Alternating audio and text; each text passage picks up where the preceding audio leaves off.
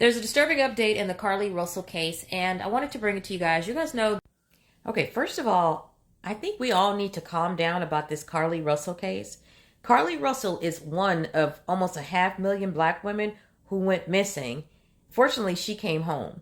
We are so worried and ready to die on the sword fighting for whether or not she told the truth or lied and just hoping that she told the truth. Let's just be glad that she was found and that attention was brought to the case. And the attention wasn't brought to the case because the white media picked it up.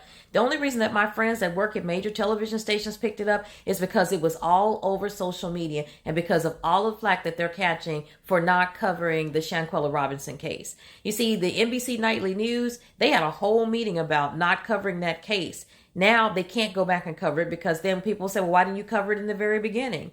Be glad that now we're getting the same attention that was given when I was a reporter.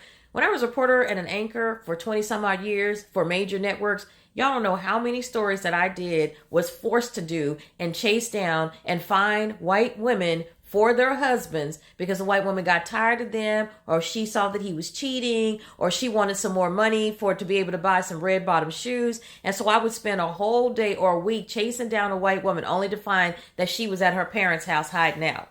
And we'd been already done live shots about it. Or I would say, hold on, this don't sound right. Let me go and check. And I'd go to the mama's, usually her parents' house in another city, have a reporter from that town knock on the door, and she'd be there. And I say, look, this is not a missing persons case. So it happens all the time. So we've got to stop being willing to die on the sword for Carlee Russell. Yes, we're all glad that she's home, but it's not passing the smell test. And we can't make it smell any better than it does. This story stinks. I mean, it really does stink.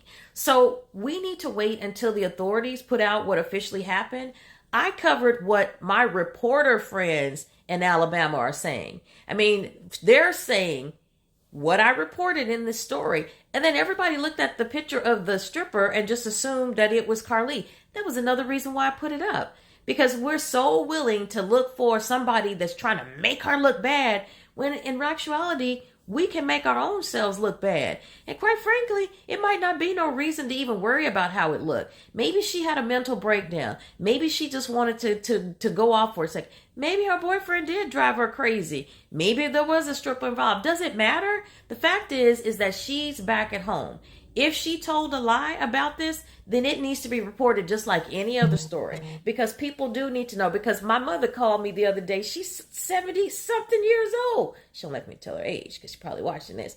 But she was like, yeah, everybody was saying, they were saying at church that if you're driving down the street in Podunk, small town America, and see a baby something on the side of the street, just keep driving. See, that's what we're getting to. And that is the reason that some of us are saying, hey, if she lied, made this up, had a mental breakdown, we need to know that. As women, we need to know that if we hear a baby crying, so now our children are going to be at risk because we think, well, that might be somebody that's just trying to Carlee Russell me.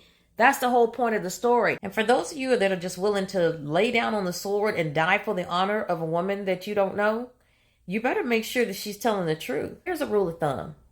Find out if something is the truth or a lie before you pull out your sword and you're willing to die. Because in the end, a lie is still just a lie, no matter whose mouth it came out of.